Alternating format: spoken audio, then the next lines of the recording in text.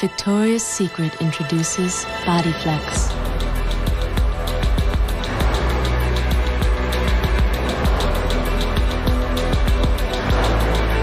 Body Flex, the revolutionary new underwire that flexes with your every move.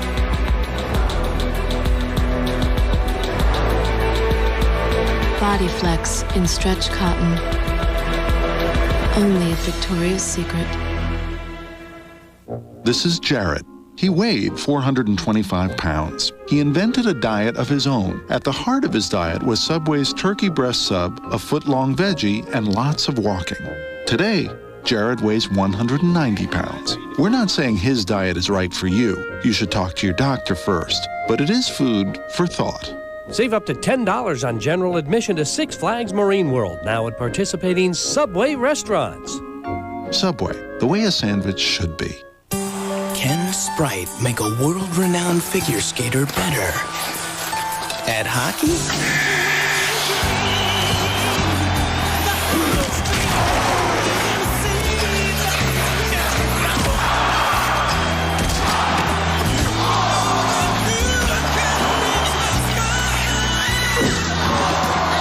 Don't expect a soft drink to make you anything but less thirsty. Good morning. Good morning over here on YouTube. And you might wonder why am I on YouTube this morning instead of on DLive as I've been for the previous 9 streams. And, well, the simple reason for that is apparently a lot of people have no idea that I've done 9 streams over on DLive. So I decided now that my ban has been lifted over here on YouTube that I would do at least one of the streams. I think I saw someone in chat make a mention that, oh, you're going to stream on YouTube. You're going to totally destroy your account if you stream on YouTube. And look, yeah, that's why I'm streaming on DLive. So subscribe over there. Make sure you sub over at DLive. And look, that could be a limited, we got to get nimble. We have to be ready to switch around and change to all the... You think it's bad for you having to subscribe everywhere every time someone gets banned from someplace, having to go somewhere else and subscribe. Think of how annoying it is for us to have to... every time something like this happens, we have to set up like a whole new account, figure out the new interface, and they're never the same. And in fact, not only are they never the same, they always change. So it's like as soon as you wrap your head around like the interface, they're like, oh, we've updated it, so it's totally different now. And you're like, oh, good. So now I have to like relearn. In some cases or some platforms, they change names. Like Library is now Odyssey.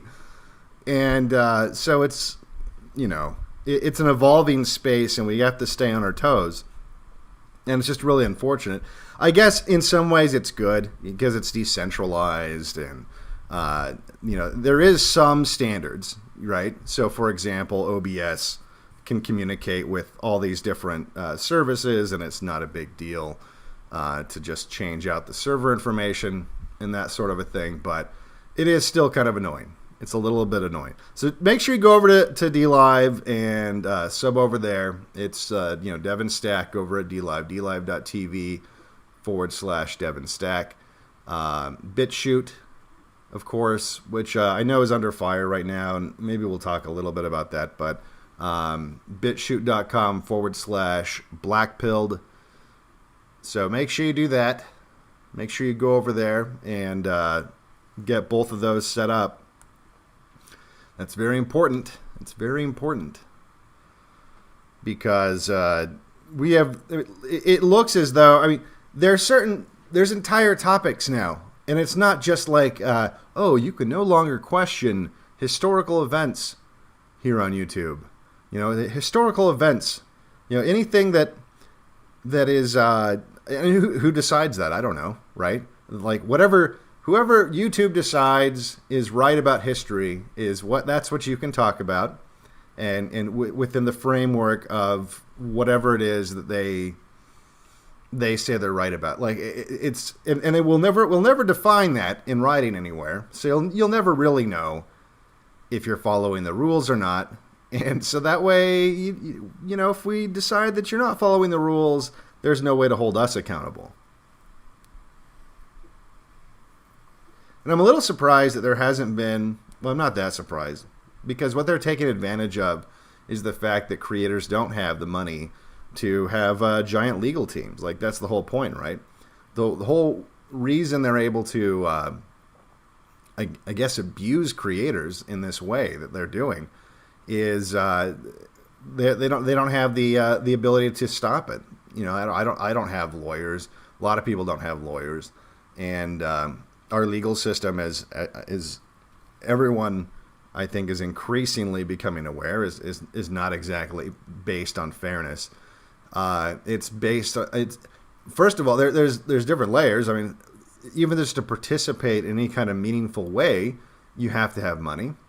And even if you have money, as for example, Trump does, you're still at the mercy of the political leanings of the court system. So the system's beyond rigged. It's beyond rigged. But we'll talk about that maybe a little bit also. So make sure, like I said, you've got the alternative platforms all set up. And, see this guy, Chris. It's been a month. What's up? It hasn't been a month. I streamed like every day for a week straight, like last week. Like hasn't been a month. You just need to get over at DLive. You can't just rely on YouTube. You just can't. And there's probably going to come a day, and maybe in the not too distant future, where none of so just as an example, I have the YouTube app on my device, right, on my tablet, and there used to be a time where I would open up my tablet in the morning and there'd be like 10 new videos, and I'd be like, sweet, and start playing, as I did work around the homestead, and I'd never run out of stuff to listen to or to watch because there'd be so much new content every single day. And now it's not like these people are gone. These people didn't die. But now you open up the YouTube app and it's like, maybe there's a new video, but most of the people I subscribe to are gone. Most of the people I subscribe to are just gone. And it's not that they're gone from the earth. They're just not on YouTube anymore. They're on BitChute, or they're on Odyssey, or they're on DLive. And so, like I said, you just got to be prepared for that. You can't just think, oh, well, if they're not on YouTube anymore, they're no longer making content. No, they're making content. And in fact, if you want, make sure you go on Telegram. I have more confidence in Telegram lasting at least a little while, longer than a lot of these other things. Make sure you get over to Telegram so that when I'm on these other platforms, and if stuff changes or if things go awry, I can tell you where to go. One thing I haven't been updating that I really should is blackpill.com. It hasn't been updated in like a long time, and that's on me. So I gotta that's one thing that I need to be updating, just because that's the fail safe, right? And it's just been I'm a one-man band. I don't have like an army of interns or sycophants to kind of be working in the background to help out with stuff.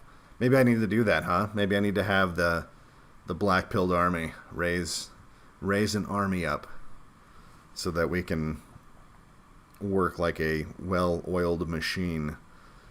But in the meantime, it's just me. And I don't have the resources and time always to do all this stuff.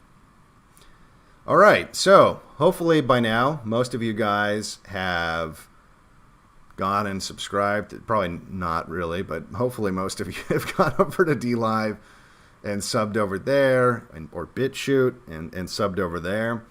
I'll just talk briefly about the BitChute thing, just because people have been complaining about BitChute the last 24 hours, I guess. I don't know all the details. Except for the gist of what I know is that Hope Not Hate was going to write or do some article about BitChute hosting terrorist content and illegal content and extremist content. You know what they expect from those people, right? And so I think what happened is that they took a look at what or the content that was in question, and I think some of it was illegal in Europe. And I don't know this for sure, but I think it was illegal in Europe, and their whatever jurisdiction that they're under, because it's a UK operation, right? That some of the content was deemed illegal or deemed, under some guideline that they have to follow, they had to take it down. I don't think that, okay, well, this is pro-white, therefore we're going to have to take it down. Because there's a lot of other stuff on BitChute that they're not taking down. Now, I haven't seen, I guess, I'm not familiar with the actual videos that they took down, but it's not the first time. They've taken down other videos before. They'll take down illegal content. If you try to upload a movie, for example, they'll take that down. If you uploaded, CP, then they'd probably take that down, that kind of stuff.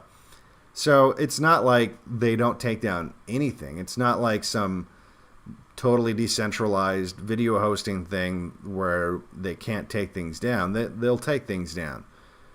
I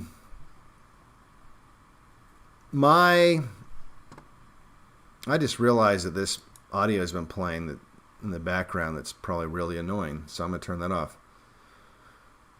There we go. Hopefully that wasn't too bad. Sorry, guys. I just set this up like a little bit ago, and I didn't realize that the audio source was going. Anyway, long story short, I've talked to these guys before in DMs, nothing extensive, and they've always been really helpful to me. They've always been really nice to me.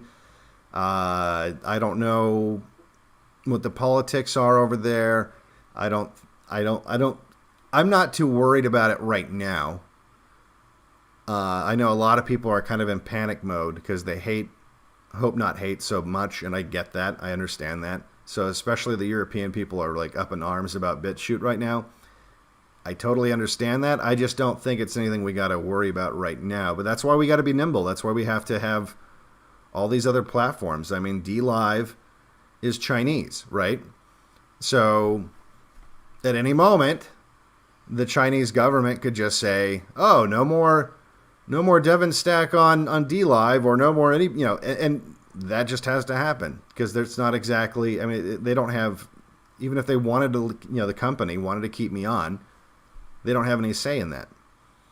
So every one of these platforms has problems. None of these platforms are 100% where we have free speech anymore. That's the sad thing. Excuse me. I'm still a little, I got some, excuse me, a little bit of a cough. Not the coof, but from the changing weather out here. But that's the problem is it used to be America was where, you could that's what YouTube, how that started, and anything goes, unless it's something illegal in America, which is pretty hard to do, like illegal speech, from a legal standpoint, not from a corporate standpoint now. From the oligarchy standpoint, there's lots of illegal speech now, right? But it used to be, if it wasn't illegal, anything goes. That's why it was so great that America is where the internet was born, because it allowed for all this free exchange of information. But unfortunately, that's no longer the case. It's no longer the case. Even the president of the United States is not even immune to it. The president of the United States gets censored on every platform, really. Like, I mean, explicitly on Twitter, but I wouldn't be surprised if his posts get deboosted on Facebook, or if his I don't know that he has a YouTube channel. I don't think YouTube would necessarily deboost like the White House channel, but maybe. I mean, that's where we're at now. That's where we're at. And the tech oligarchy can decide what is allowed to be spoken about. So that's the situation we're in, and that is why there's such a problem with the system right now. And by the way, which kind of leads into what I want to talk about ultimately in the show. But before we do that, let's just go over a couple of news items. In the topic of, so you're saying there's a chance. You're saying there's a chance. I know we got some, some new news yesterday in terms of the election.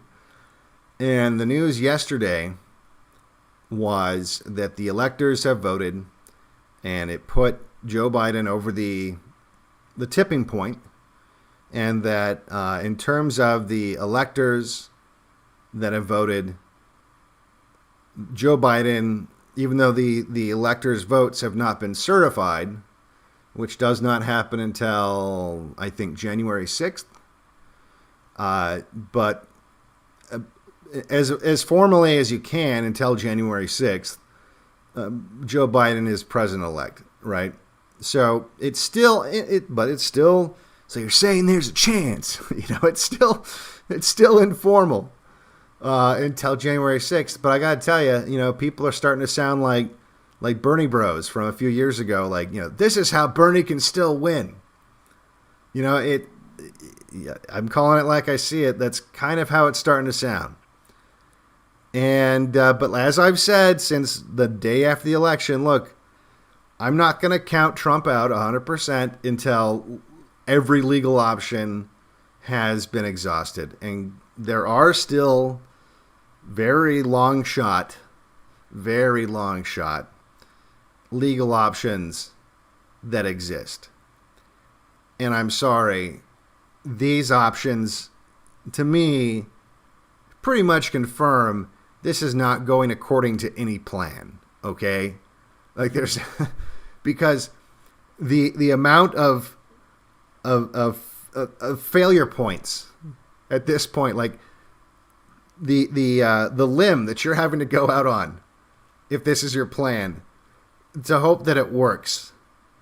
Like, it's such a vulnerable position to be in if this is your plan, right? If there's a plan that you're, I know there's people out there that are still trusting a plan, right? I know there's people still trusting a plan.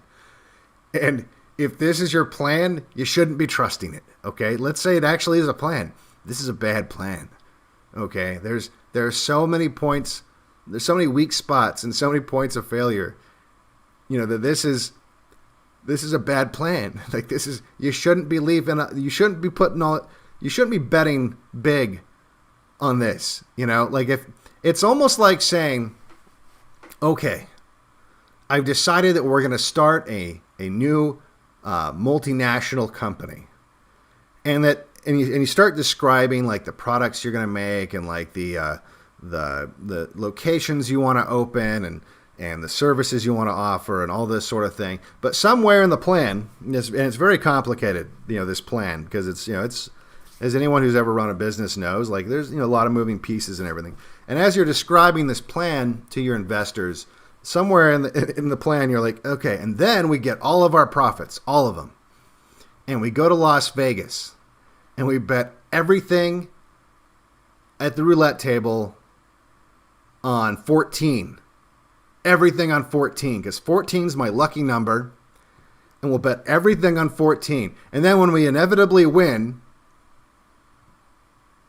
then we'll have all this money, and then we'll be able to grow the business to the size that we'll need, because we'll increased our profits by a factor of like 26 or whatever it is at roulette.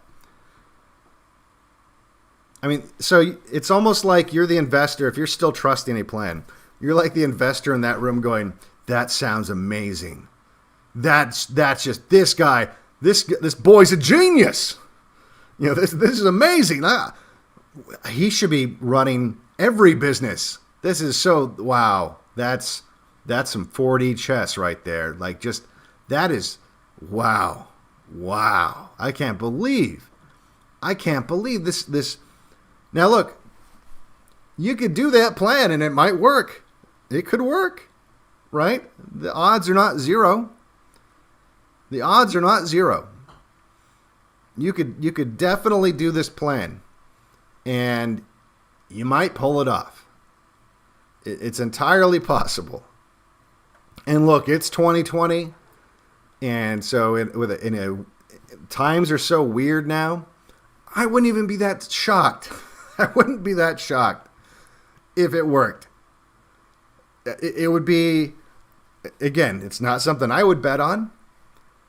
If gun to the head, I wouldn't say that, yeah, that sounds like that's what's going to happen. But if it happens, I'm not going to be like, oh my God. Well, maybe for like a split second, but so there is a possibility where, so I guess what happened is the Republican Party submitted alternate electors, except for in one state where what was it? Was it Michigan? Where the law enforcement prevented the electors from entering the state capitol. But here's what I don't understand. It doesn't matter that. I don't understand why that matters, because even in the state capitals where the Republican electors were able to enter the building, the states still certified the Democrat electors. So I don't see why they had to be in the building if it wasn't, they didn't see, nothing official happened, right? I mean, in terms of the Republican electors, they weren't certified anyway, right? So it's kind of like, why do you have to be in there then? I don't know. It's probably some weird, stupid legal thing that, like so much of this process is, where it's just insanity. And there's so many little retarded details that, for whatever reason, you have to follow some kind of decorum and who knows, some of it's just probably not even written in law. And it's just more of a tradition kind of a thing. I don't know. But anyway, so the long shot that people are thinking is, well, so because of this process of, the decorum, what this does, right? What this does is, even though the Republican electors have voted in such a way that, that isn't certified or anything like that, and they're submitting their votes, which aren't certified, to the Senate for January 6th, there is this situation where Mike Pence, when he's counting because that's what happens, right, on January 6th, Mike Pence, along with the Senate, they go through and they count the votes from the different states, and then that's when they get the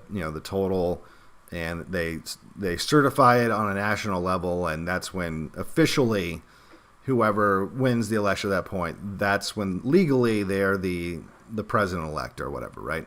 And then they get sworn in on January 20th, right?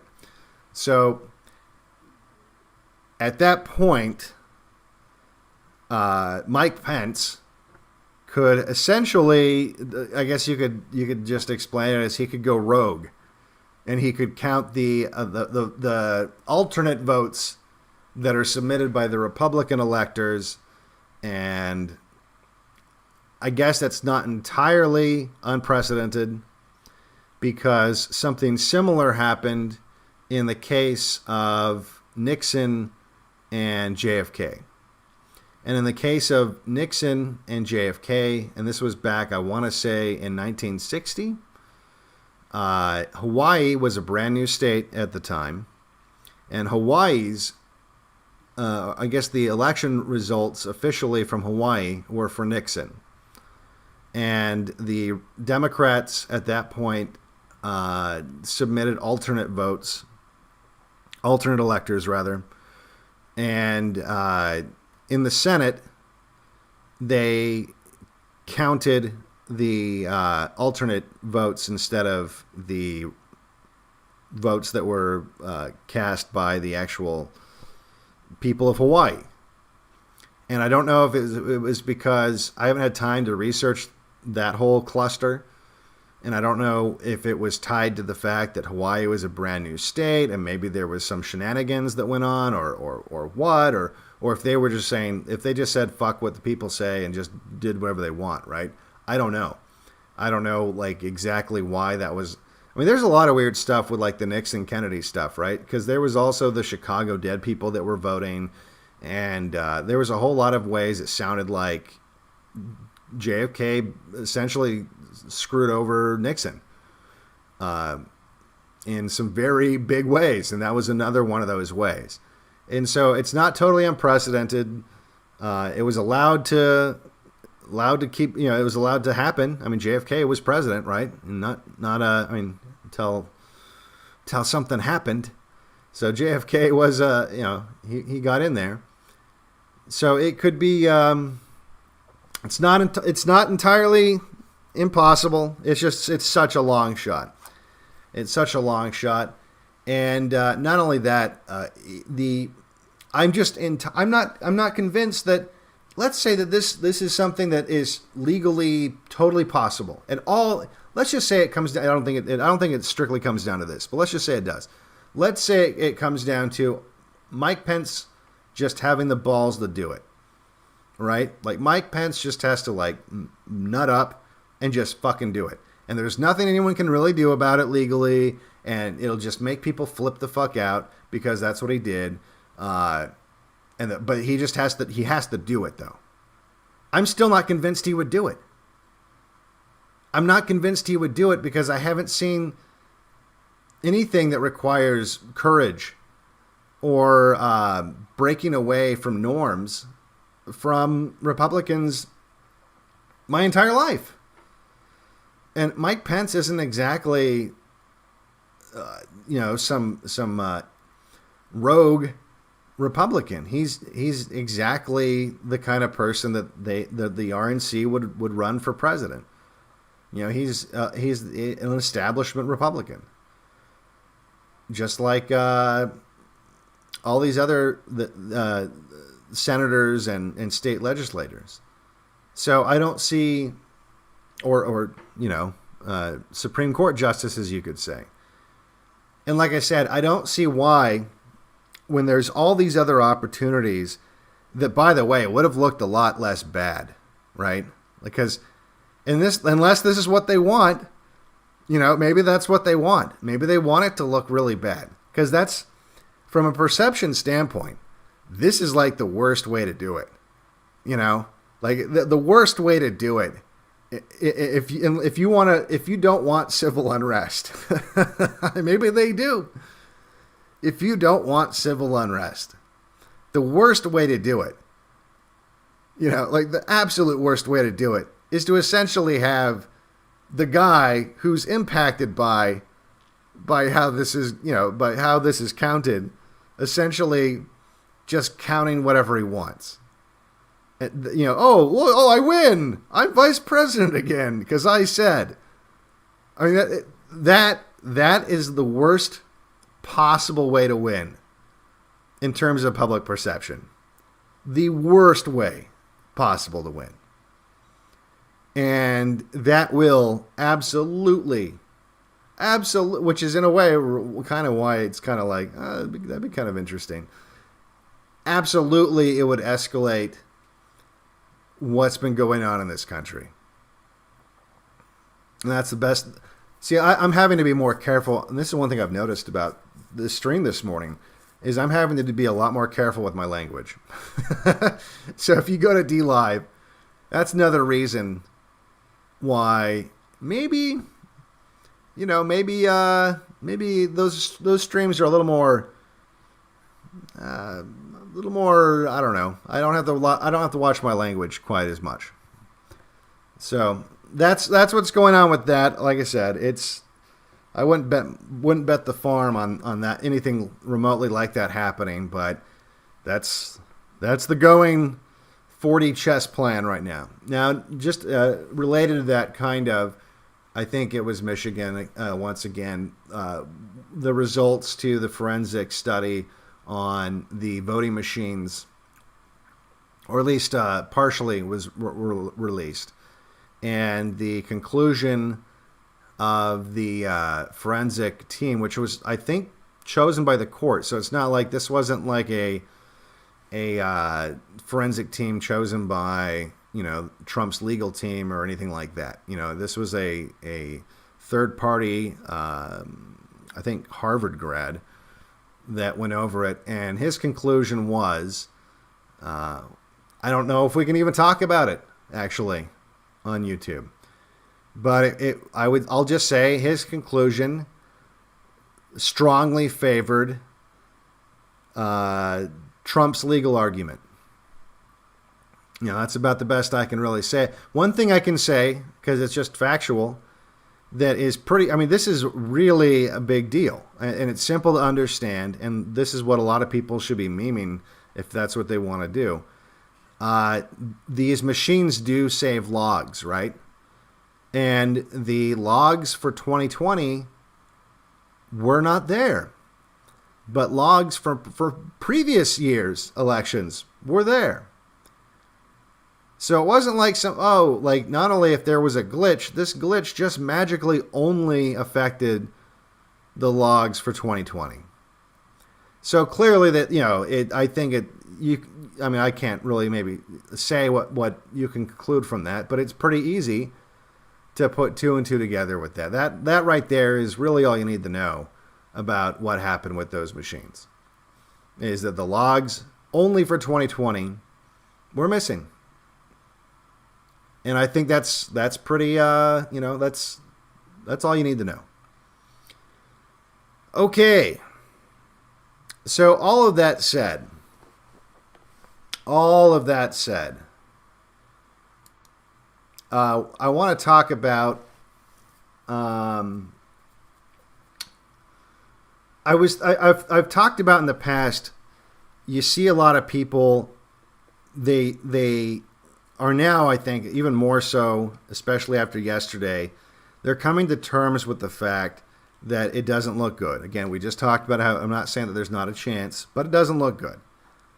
And they are slowly starting to wrap their minds around the fact that the GOP is not, doesn't represent them.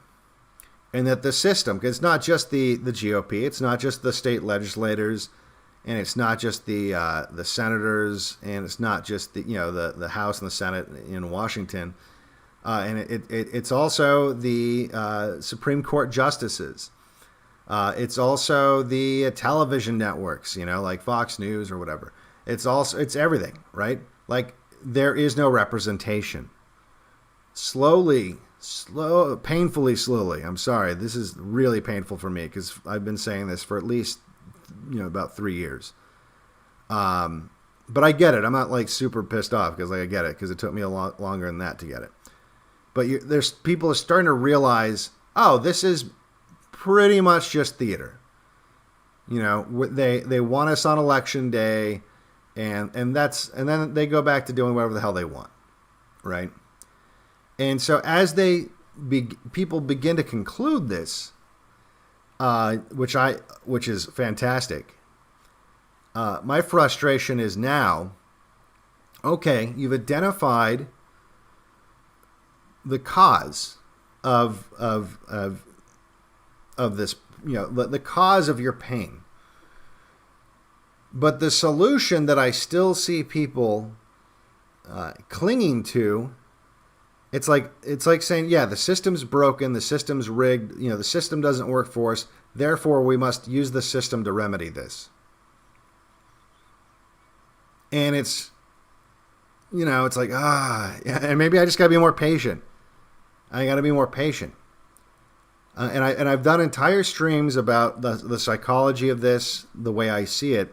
There was a video called "The Party's Over" that's on YouTube and BitChute, and I kind of talked about this, how there's a lot of people, they just don't want to face the fact that the image of America is not the image that was in their head. Like, they've been propagandized to their entire life, and just like everything else you have to unlearn, one of the things you have to unlearn is that the system it doesn't work the way as advertised, right? And the people are starting to finally figure that out.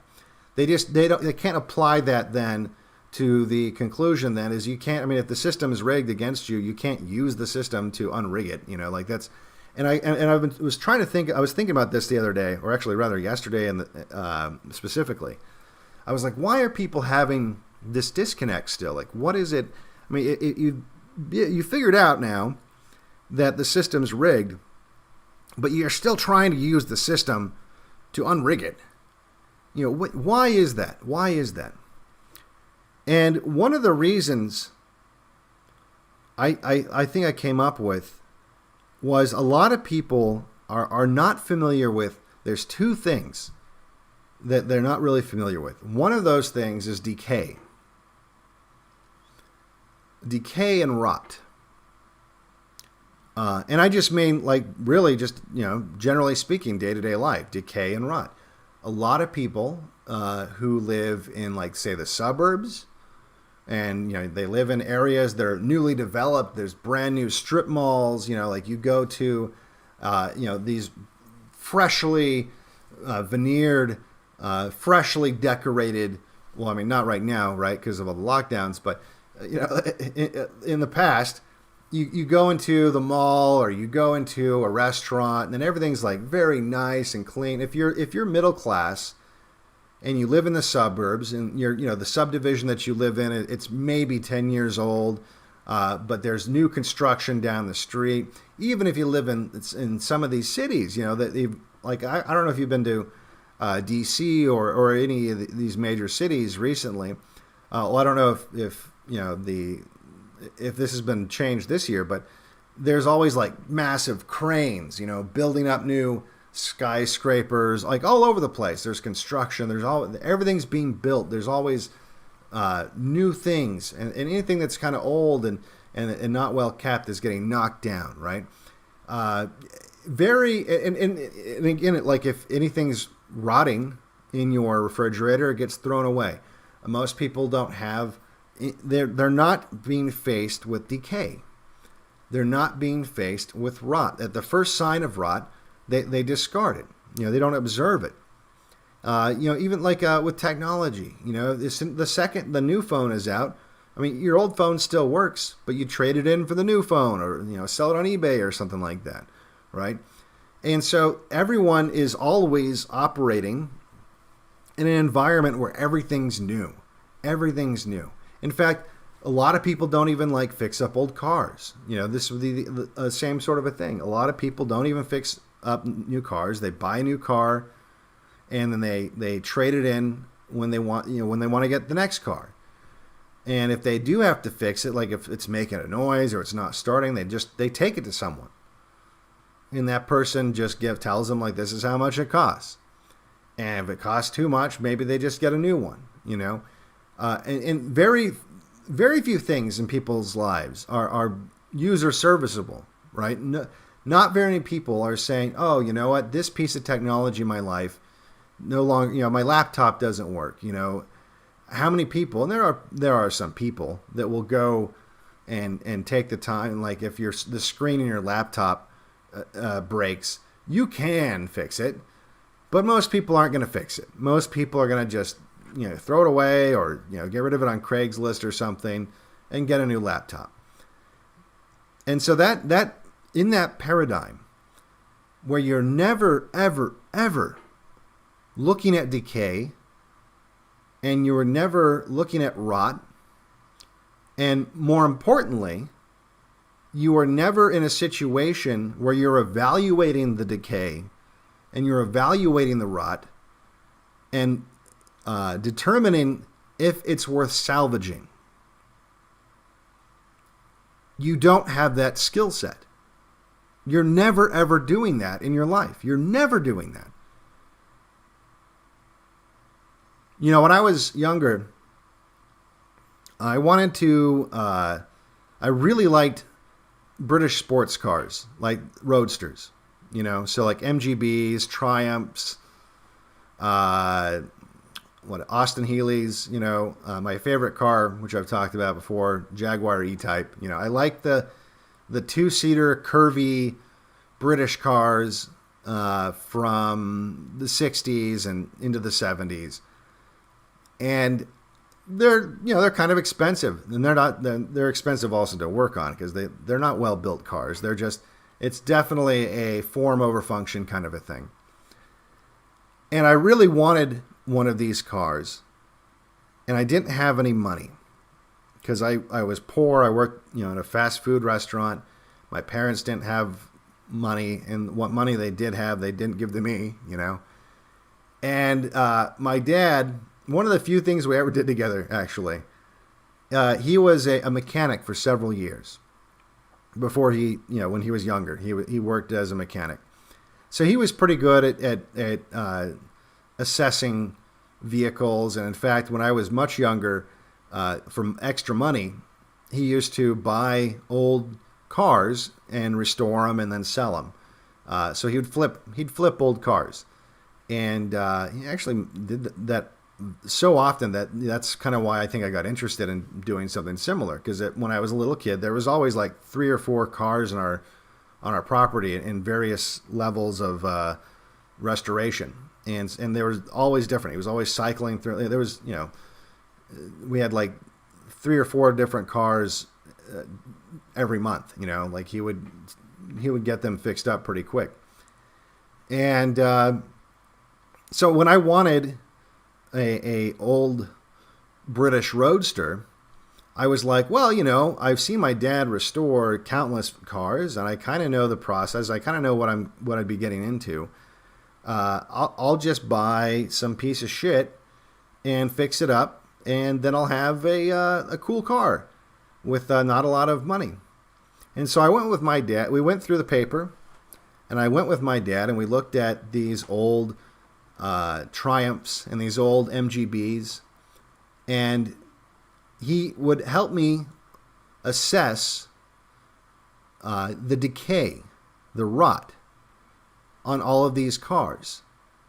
He would help me assess whether or not the damage was so bad that you would essentially, it's almost pointless getting this rusted out hulk of metal, because you would be essentially building a brand new car from scratch. Like, there'd be so much wrong with it. By the time you were done, you might as well have just bought all the replacement parts and just built a brand new car, piece by piece.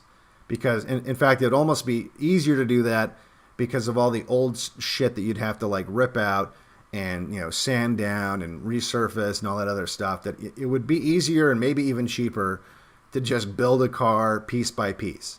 With some of these cars, like some of these cars were that bad, right? Especially the British roadsters, because they used really shitty steel, and so everything rusts really bad. And so it took several, excuse me, it took a long time before we finally found what I ended up getting was an old MGB, which was a fun project car, and I got it all put together and I missed that car. It was a good car. Well, it wasn't a good car, but it was a nightmare car. But it looked really cool, and it was fun to drive around in. Little small for someone my height, but more than a little small, actually. We had to custom remount the seats so that I could even fit in it. It was like a clown car. I used to tell people, I don't get in my car so much as I put it on like a jacket, because that's how it felt.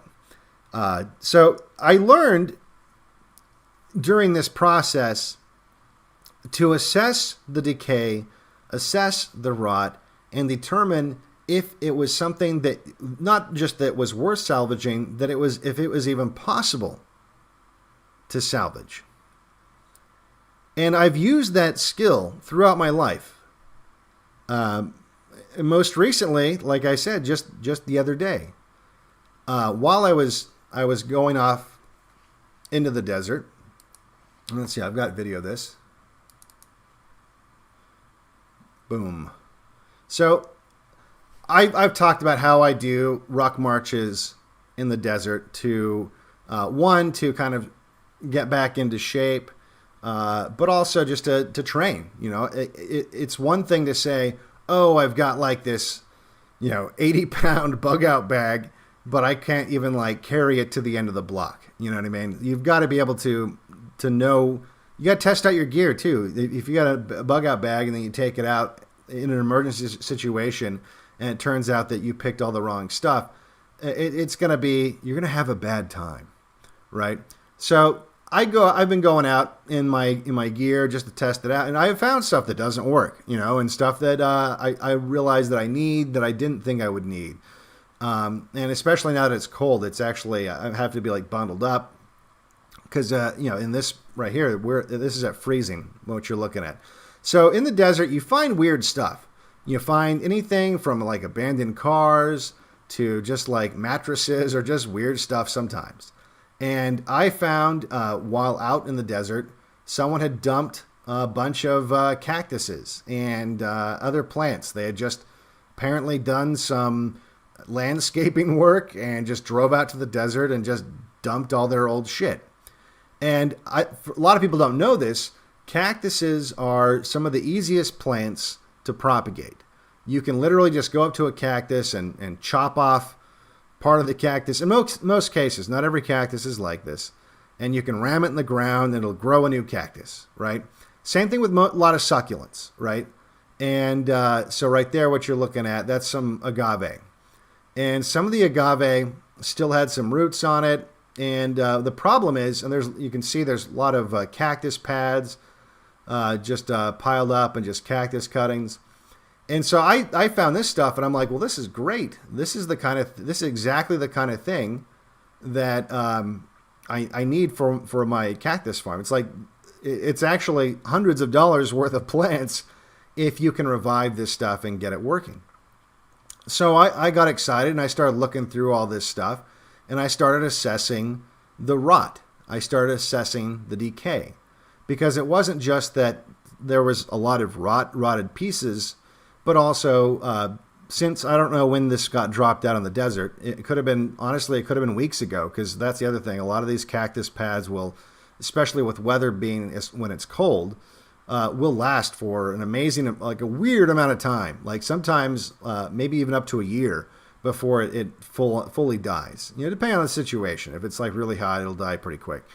So I was checking out that stuff and looking to see, wow, is this something that's worth trying to bring back to the pillbox and trying to revive? Or is the rot is it too much? And so it was hard to tell in the dark. I ended up going back. I took some of that stuff home, and then I ended up going back there the next day and loading my truck up with some stuff.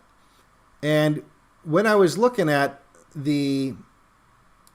some of the cuttings, here's some of the cactus cuttings, and you can look at it and see, like, these are the ones I decided these were salvageable, because those pads, they're not in the best shape.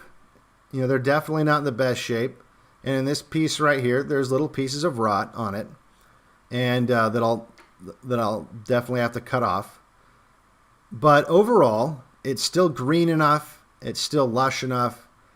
Even though, like, you can tell it's not doing so hot, it's still good enough to where you can get it to come back. You can get it to grow back. And then I'll have these genetics, right, of a plant that clearly grows out here just fine. And so you go through all this stuff, and what happens is, here's some of the ones that I replanted to give you an idea. I mean, you literally just put it in dirt and it grows, right? And so those will all come back eventually, not till spring. I mean, they'll be, even with holes. See, that one's actually something I saved from my yard. That's not one that I found.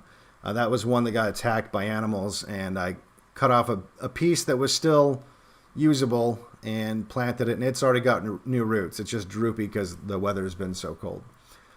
But then, let's see here. Here is... Oh, no, here it is. But then there's the pads that were not worth it. And they're not worth it because so much of the pad is damaged. You know, so much, like in that case, that pad right there, it's dried and hard as a rock. It's pretty much dead already. This one, same thing. That looks a little better, but it's pretty much, you know, it's really weak. It's shrivelly. There's little bits of rot. And you can cut off rot. You can cut off rot, and if there's still enough pad left over, it'll live. It'll survive. But unfortunately, it depends on where the rot is, how much rot is there. I mean, there's some pads that if you cut the rot off, there's really nothing left. And so just like with the cars, you're assessing, okay, how bad is the damage? Is this something that is worth trying to regrow? Because there are even some pads that, okay, technically you could cut off all the rot, which let's say is like 75% of the pad. You can get the pad to maybe sort of heal up, and you could invest so much energy into this stupid pad that maybe in a couple years you would have more genetic material from that plant, enough to like get it going again. But is it worth it? No, it's not. The amount of time you'd have to spend trying to like baby that, might as well just go get another pad. You know, it's not worth it at all. And so it's the same kind of skill set. You're sitting there and determining, okay, is this something that's worth doing? Another thing that I found, might as well just show you guys this, was agave. Or I'm sorry, well, there was agave too, but with yucca. So with yucca cuttings, a lot of people don't know this. I mean, I found that someone apparently had either trimmed severely a yucca plant, or had just killed it in many pieces. But a lot of people don't know you can get these yucca pieces, and you can rip off the leaves, as I'm doing there now, until you have kind of like a stalk at the bottom. And then you can ram it in the ground, and it'll grow a whole new yucca plant. Now, I don't know how long these were sitting out in the desert. And I mean, they're still relatively green. It didn't seem like it was too bad. I have high hopes for them, you know, coming back to life. But again, this is I don't have the experience to know specifically with yucca if it's past its prime. I cannot properly assess the decay or whether or not it is salvageable, because it's just not. It's outside of my life experience. So anyway, the moral of the story is I think there's a lot of people who are looking at the country, and they're starting to see the rot and the decay. They're starting to slowly be able to assess the rot and decay, but they don't know what that means. Like they don't have the experience in their life where they can then put it together that, oh, well, if there's this much rot and decay, you really can't get rid of it. I mean, you really can't. I mean, you can't just sit there and slowly try to eradicate it, because the growth rate of the decay is greater than the rate at which we can get rid of it. You know, like it's the rot is growing faster than we are able to remove it. And even if we tried cutting it all out, like in the case of these cactus pads, or in the case of the car that needs to be restored, and you're just like, you know, we're just going to rip out everything and we're going to replace everything. Even if you looked at it from that standpoint, just like with the cactus pad, either A, it won't even live because you'll cut off so much of the pad. There's just not enough, biological material left over for it to even recover from that. Or it'll take so long, and what comes out of it won't even be what initially, like with the car. You might as well just be rebuilding an entire new car. It'll cost so much money and so much resources, and by the time you're done, you didn't even really save it. You might as well have just started with just buying brand new parts. Or in the case of the cactus, you might as well have just got a different cactus pad.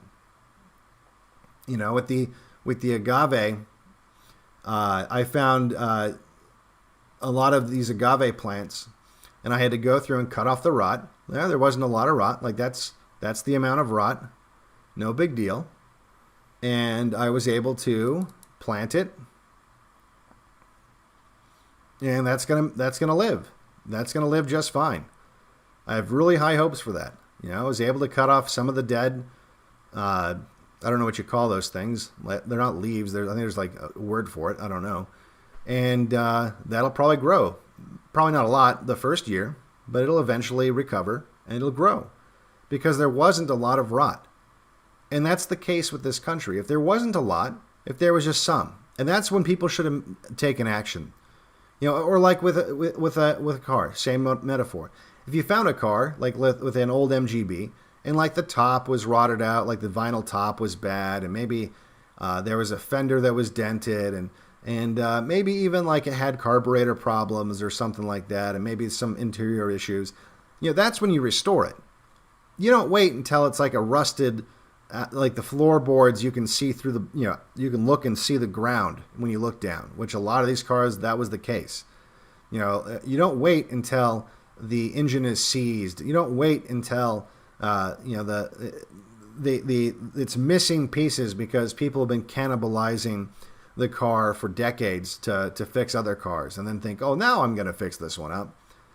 You don't do that because there's nothing left to salvage.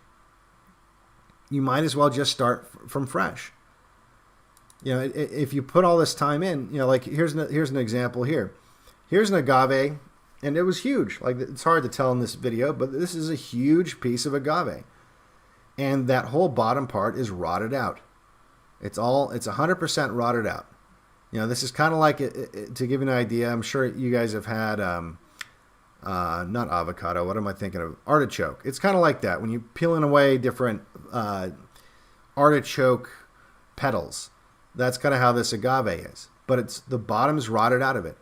Now, I'm not positive. I think there's a way that I could maybe cut the rot out and maybe try to root just one of those individual leaves in like a humidity, climate controlled grow tent, and eventually get it to root, which is iffy. Like, I don't even know if you can really pull that off. Like, I'm sure you can pull it off if you have like the exact perfect conditions, and maybe you put rooting hormone on it, and you can make it happen.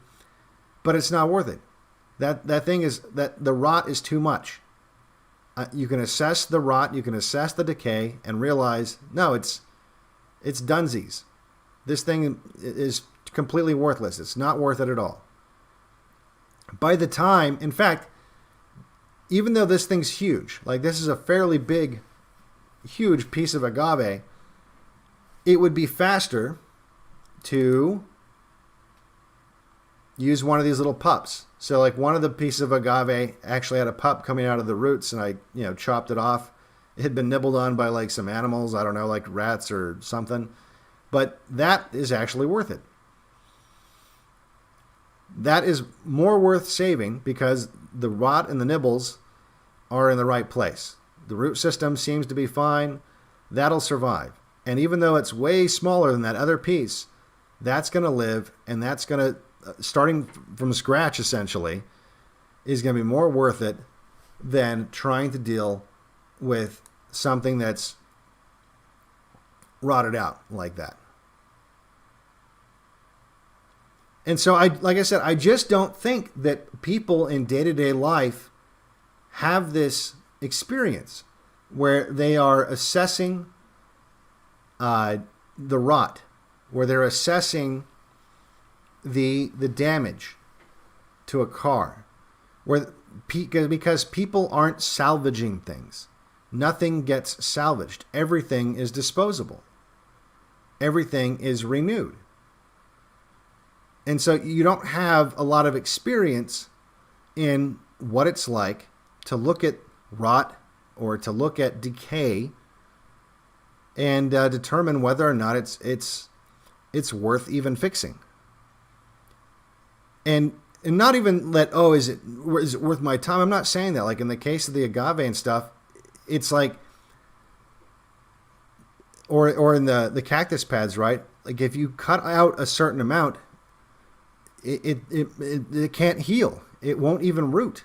Or if it does, it's like it'll be in like this like it'd have to be in, like I said, like in this humidity controlled grow tent where you controlled every environmental factor, which in terms of this country, you'll never be able to do. It would be so fragile. Like if you remove, this is one of the things. This is one of the reasons why I can kind of sympathize with maybe Trump not draining the swamp. Okay, because let's say, and I don't know that he even really wanted to. Let's just give him the benefit of the doubt for right now.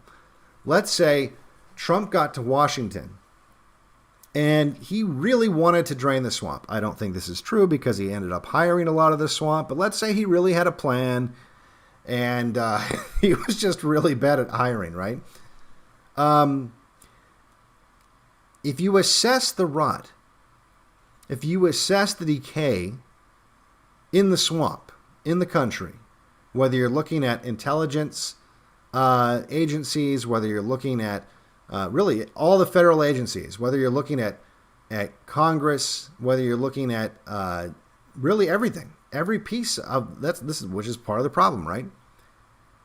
And you start to look at it and assess that, wow, if we cut out all the rot, like it's more rot than not, like in the case of like the cactus pad, right? If I have a rotting cactus pad and 80% of it is rot, and I cut off that 80%, it's going to be so fragile. It's going to be so susceptible to infection, like because the immune system, like it could dry out really easy. It might not even heal properly. It might just die. Like you might just not get lucky. Even if you have the ability to control every little factor, it might just shrivel up and die. You don't know until you try it, right? And so I can kind of sympathize with Trump in that way, to where it's possible that he got to Washington and he made the assessment. He looked at the rot. He looked at the decay. And he said to himself, wow, holy shit. It's so bad. It's so bad that if I actually go and try to cut out the rotting pieces of these organizations, if I cut out the decay, I'm going to be gutting these agencies by like 80%. And not just, one agency, like every agency by 80%. And we might not survive that as a country. And I don't just mean that we might not survive it in that the agencies themselves won't survive. I mean that would leave us vulnerable to outside infection, to outside factors. In the same way that even though the cactus pad will eventually die of the rot, like if you don't cut the rot out and you try to just plant a rotted cactus pad, even though it will die eventually, it will.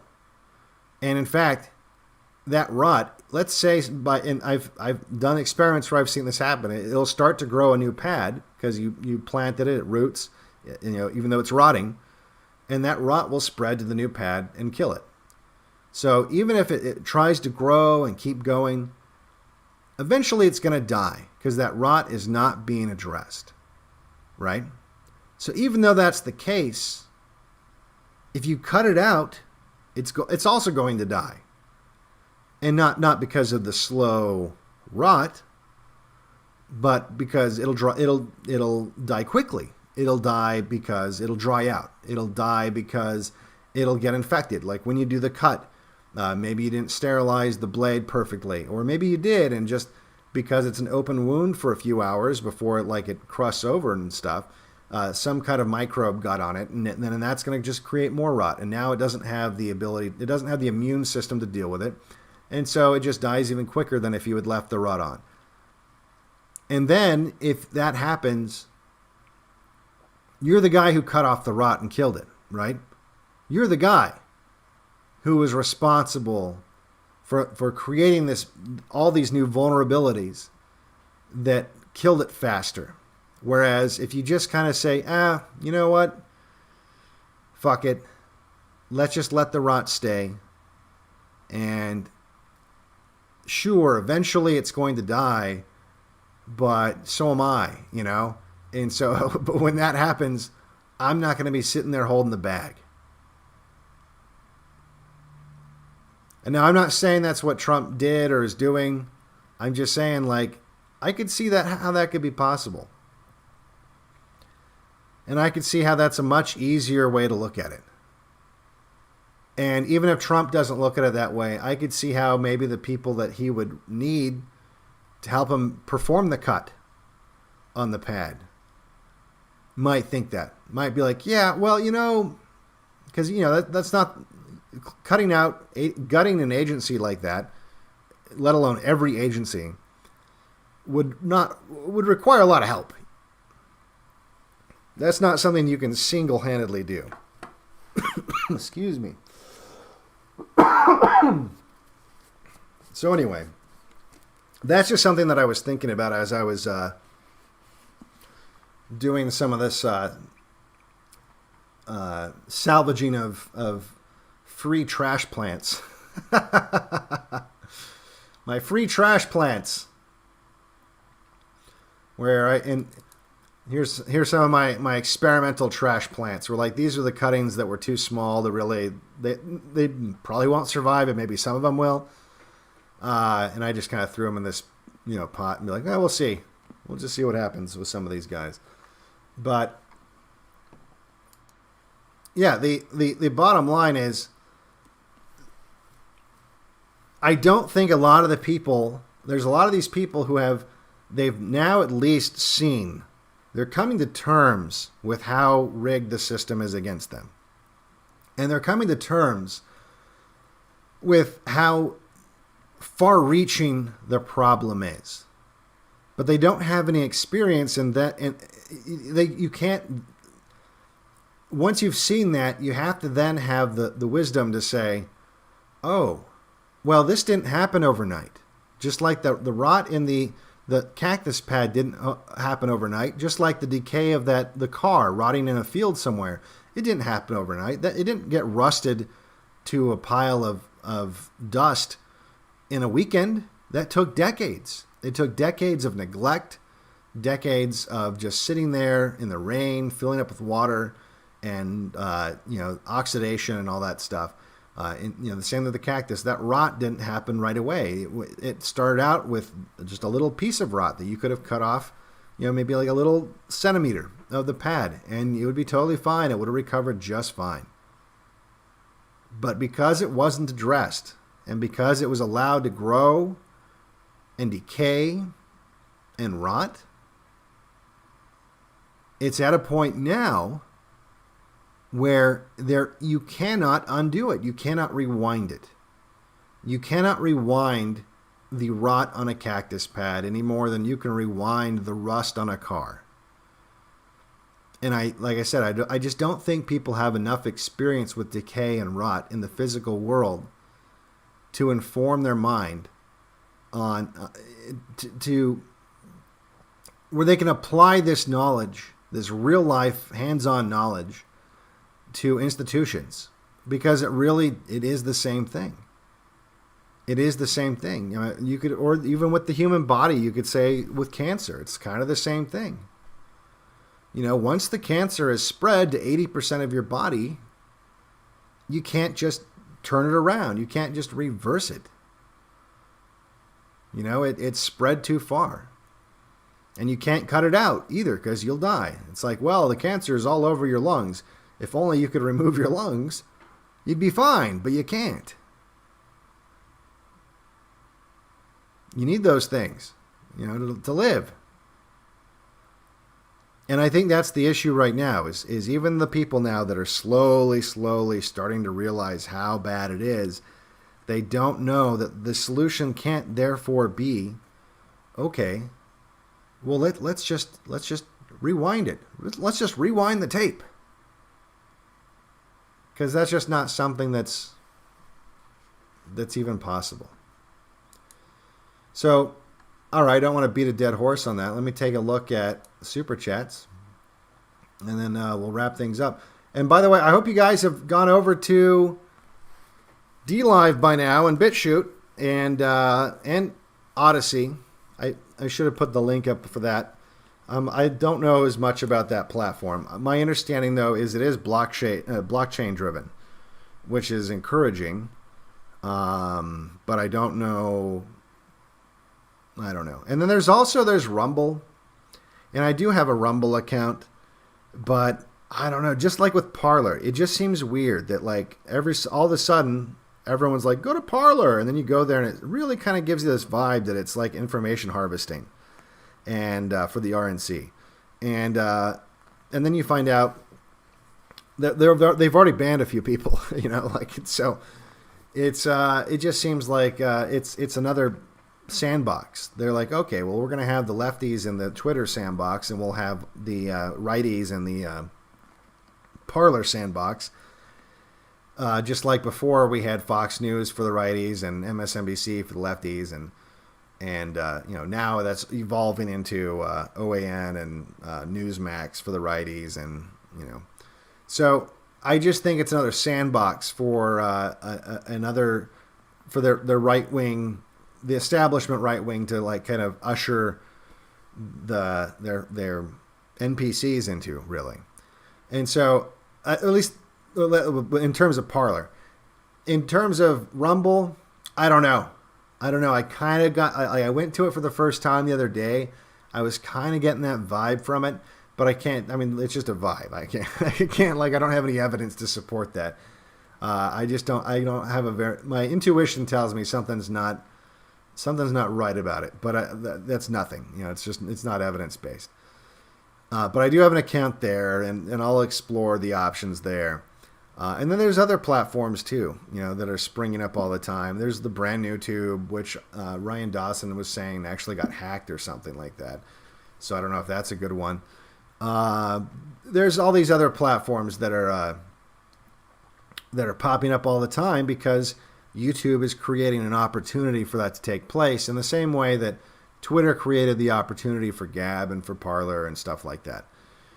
It's as big tech, these big tech monopolies selectively disenfranchise their users, which, like I said, could be a completely part of a plan, really. Let's divide the different groups onto different platforms in the same way that we did with cable news.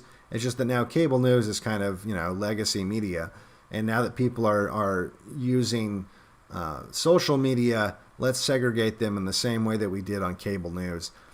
I think that's a really good possibility. That's how they're doing it. But all the same, we got to be nimble, and we got to try to use these alternative platforms as much as possible. All right, let me take a look here. Emu Blue, $20. Wage you gotta wage. I'd love to see you do a review on the Brady Bunch movie. Even has RuPaul of Drag Tots fame, does it?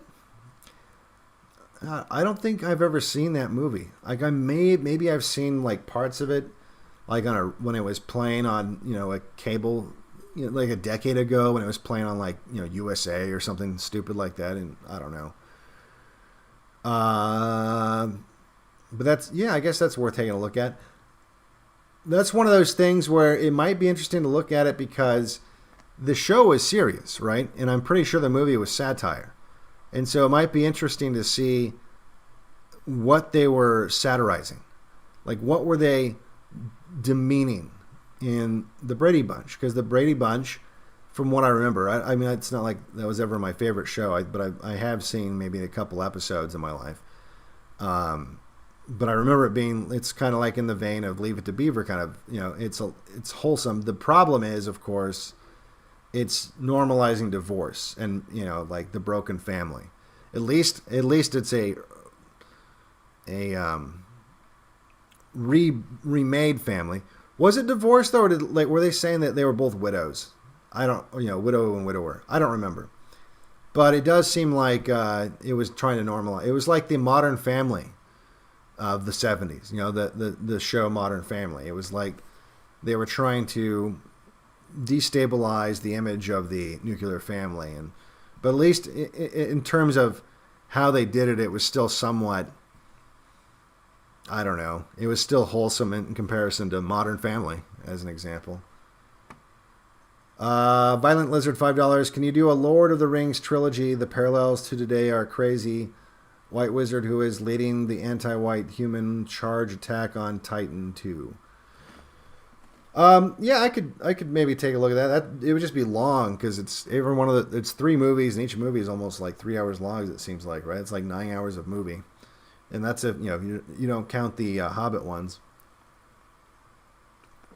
I don't think I saw all the Hobbit ones because I was kind of disappointed in. I know I watched the first one, and I was disappointed in the movies, though. To be honest, I read the books when I was a kid, and they left out my favorite character.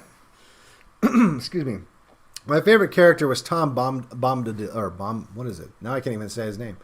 Bombadil. And I was expecting to see him in the movie, and they totally skipped over that part. I know why. Like, 'cause the movie was super long, and you had to cut out some parts. The other thing I didn't like about the Lord of the Rings movies was there seemed to be like a lot of like borderline homosexuality going on between Sam and Frodo. Like a lot of like really long, uncomfortably long shots of them gazing into each other's eyes and sobbing. Like it's kind of homoerotic. Like it was, I don't know. It wasn't very masculine. I remember watching it in the theater. The first one, I think it was. Or no, the last one when Frodo's about to like throw the ring in to the volcano or whatever. And Samwise and Frodo are having that moment.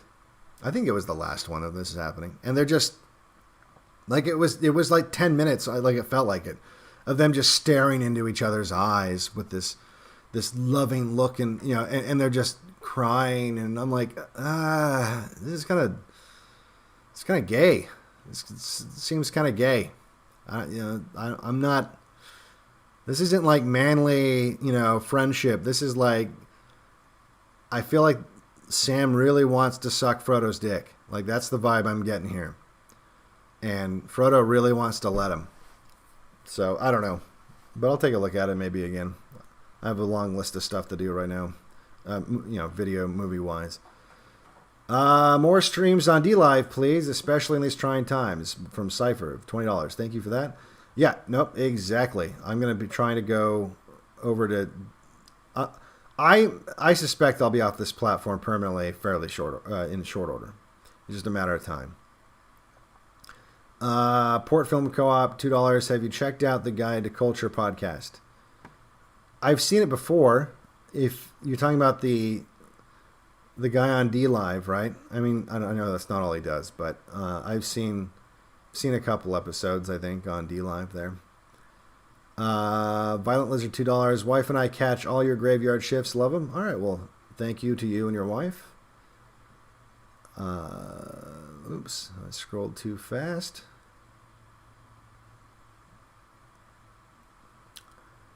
Liviu Floria, anything about dueling electors? 6th of January. Yeah, well, that's what I'm saying. Like, my understanding is, see, I've heard people say that, it's just up to Pence. Pence just needs to nut up and do that. But then I've heard from people that no, because he has to get consent from he's the president of the Senate, but they still have to vote on it, right? And like I said, this is such like a new theory, and I haven't had the time to drill down and look at the specifics of what happened when there was the Nixon JFK thing. So I don't know that if the process is that he has to request a vote from the Senate. and for it to happen that way, or if, which would be funny, right? If they decide to nut up and do it, and then the senators, the GOP senators, they cuck out like they always do, and he just barely loses. I mean, I could see that happening. I don't know. Like I said, it's one of those things where it just doesn't seem. I'll tell you what, it's possible. It's just highly implausible. Highly implausible, but it is possible. Liberals, all right, this is from Cause Lego Man. $2, liberal support trends to cover up their own sin. Well, you know what? Okay, so I was actually talking to someone about this not that long ago. I was saying that in this, liberals hate us for the same reason that if you have a group of alcoholics or even like a group of smokers or a group of fat people, and one of them decides to change their life, right? So let's say, like, it could just be a smoker that hangs out at break time, and he decides, I'm going to stop smoking. The other smokers get mad at him. And it's weird. You would think that, why does it matter? Like, you don't benefit directly from this person smoking, right? In fact, maybe you might benefit from him not smoking because he's never going to bum a cigarette from you again. And so what's the big deal? And it's because by him improving himself, you know, and the same thing with, like I said, an alcoholic that stops drinking, or a fat person who goes on a diet, you know, the people that are still engaging in that bad behavior hate the person who stops because it shines a spotlight on their bad behavior. It reveals their sin. And so when you have the left go all in on abortion and stuff like that, like any abortion activist that's like a psycho about it, you know she's had a lot of abortions, because she needs to react to your opposition to it angrily and emotionally, because it shines a spotlight on her sin. Tim Jarvis, $2. I don't care about Trump, but I hate Dems and reps. Yeah. Well, like I said, we can make either way, either result work for us. It's really more about how it happens than what happens. You know, in terms of the stability, in terms of the rot needing to be addressed, you know, in terms of it being, is it going to be a situation where society just allows the rot to slowly spread and kill the cactus pad, or the rust to slowly consume and disintegrate the car? Or are they going to finally wake up and be like, oh, holy shit, if we don't cut this rot out, we're dead. Or, you know, if we don't do something about this, we're gone. That depends on how this takes place. Right now, it's been like pretty optimal, like where you have a lot of drama, you have distrust on both sides. Like, this is good for us. This is good. You have secession trending on different platforms. You had civil war trending on Twitter. You had treason trending on Twitter. I'm telling you, like, this is good. Like, this is exactly what I was saying the day after the election. I said the best thing that can happen is that Trump just stays in and as long as humanly possible, and tries to do every legal thing, and well, technically it's even better if he goes beyond that, right? And that's happening. So far, so good. So far, we're on track. So far, like, the people's faith, like, again, some people that have been criticizing me for 3 years straight for saying exactly this, for saying that the system is rigged against you, for saying that you have no representation, the same exact people who have been saying that that's black pill, don't be black pill, blah, blah, blah, are saying word for word what I've been saying for 3 years. And it's good to see, because they're getting there. Like I said, they just need to, they just don't know that, and therefore, you know, that's the hang up. But so far, so good in terms of it's getting people there mentally. Pete, 1972, $15. Appreciate it. Thank you for your wonderful content. I appreciate your Wonderful donation and viewership. Statacris number 1, $19.99. Thank you for all you do. I appreciate it. Matthew Jameson, $5. Any opinion on the Northwest Front moving to Cascadia? Also, do you think you could do a video on This Is England? I don't know what any of that is. I feel like really ignorant. The Northwest Front moving to Cascadia. I don't know what the Northwest Front is, and I kind of don't know what Cascadia is. Is that bad? I'm gonna have to, I'm gonna have to look that up now. I don't feel comfortable not knowing what these things are. The Northwest Front and Cascadia.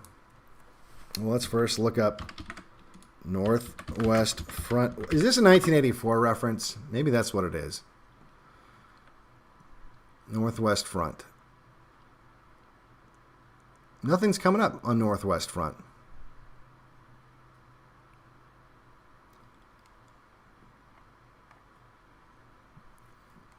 Well, there's something on Stormfront. Okay, so it's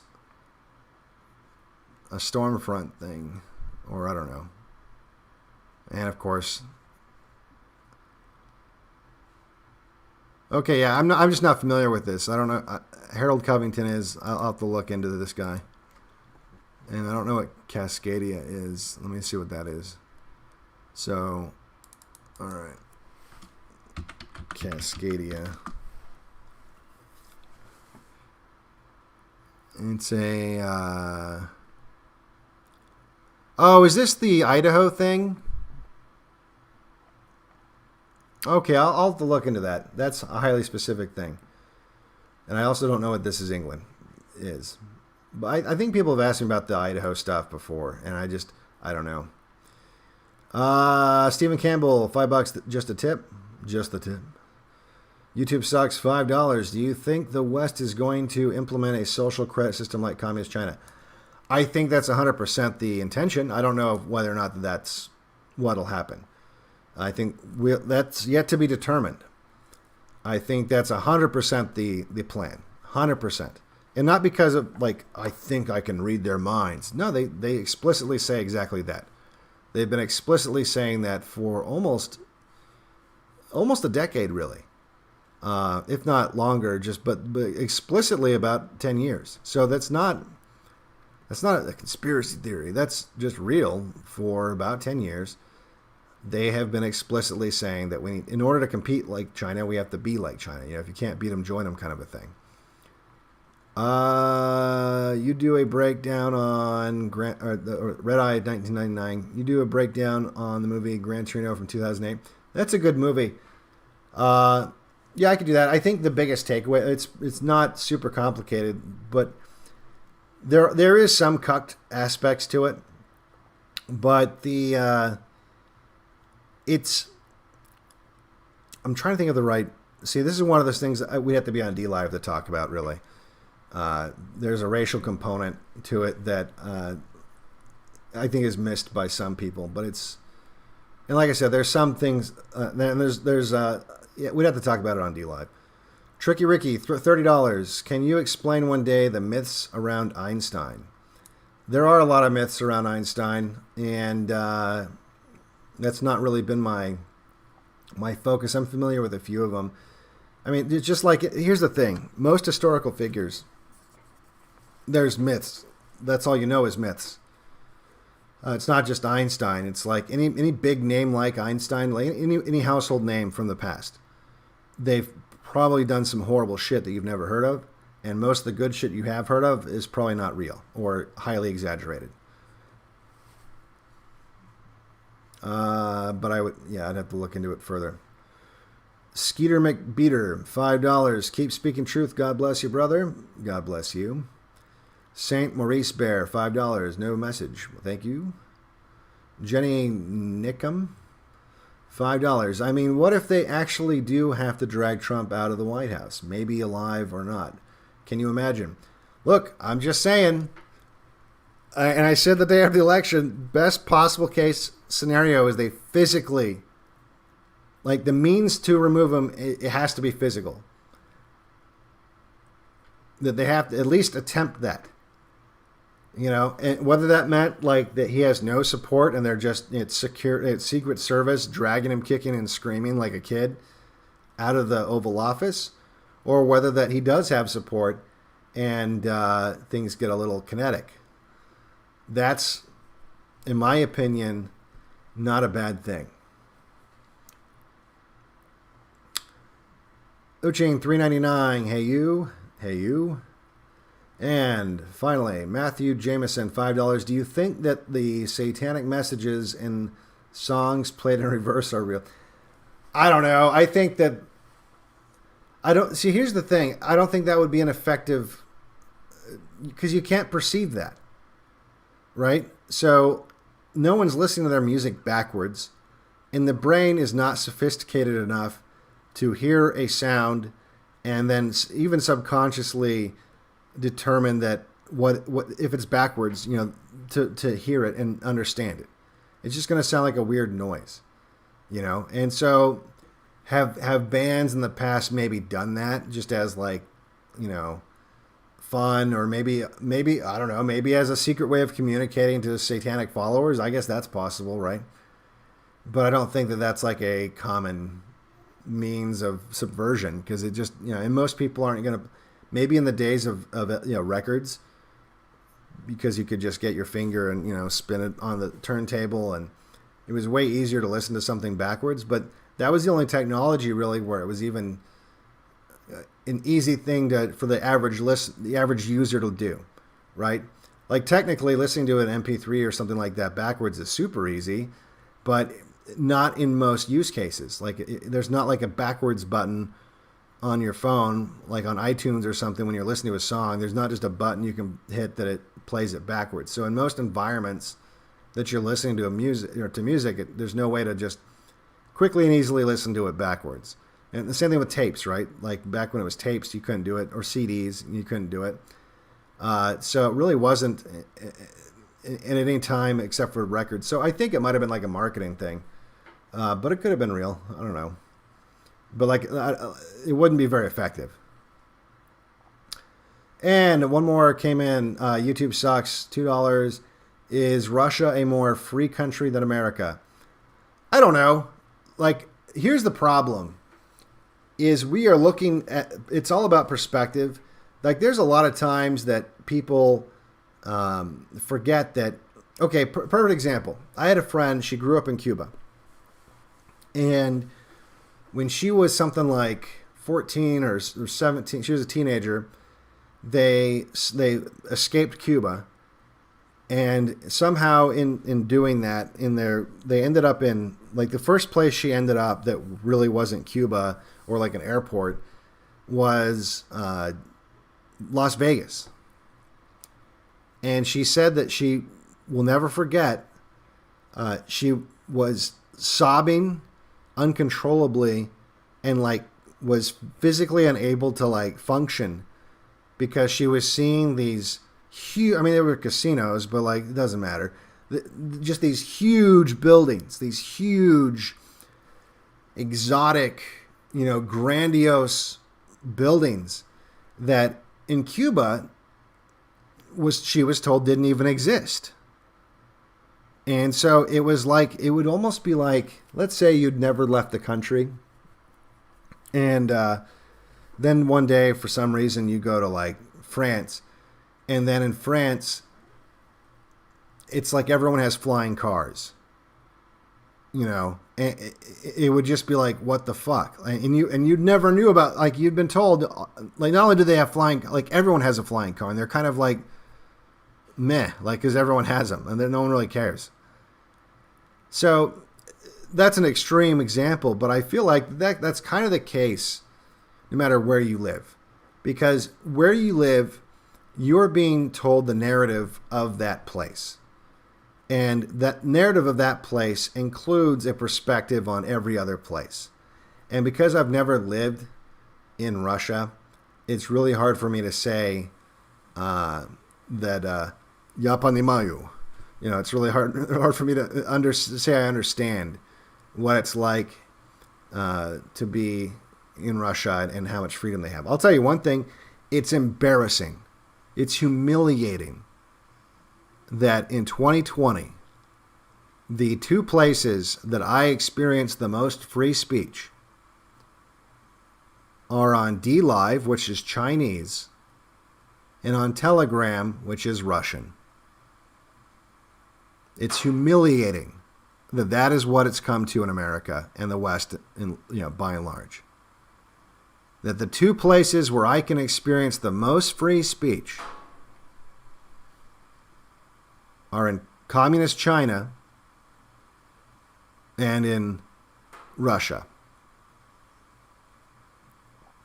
But I don't know that it's a freer country. And I don't know that that's even necessarily even a good thing, right? Freedom, liberalism, taken to the extreme that's been taken to in America.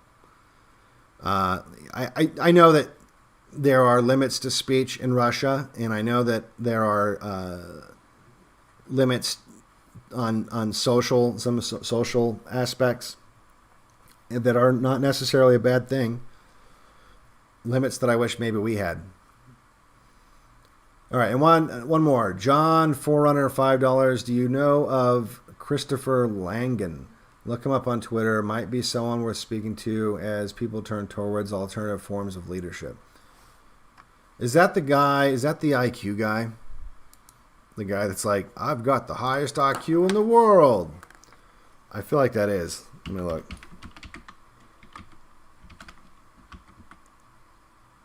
I think it is, right? I'm terrible with names in case you haven't figured that out. It is the IQ guy.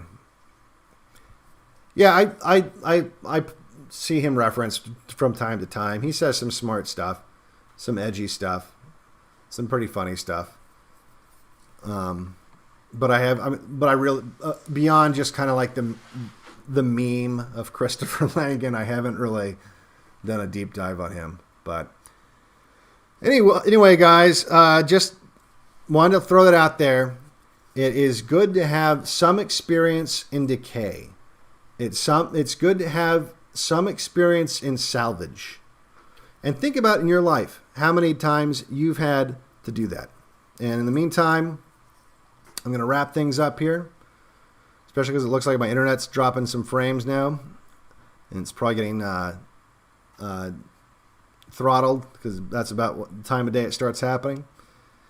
But just keep that in mind and sub over at DLive and BitChute and other platforms you can find me. And make sure you go to Telegram and make sure you go to Gab and Twitter and all this, every stupid platform we have to use now as we decentralize our media consumption. For Blackpilled, I am Devin Stack. Dun, dun, dun, dun, dun, dun, dun, dun, dun.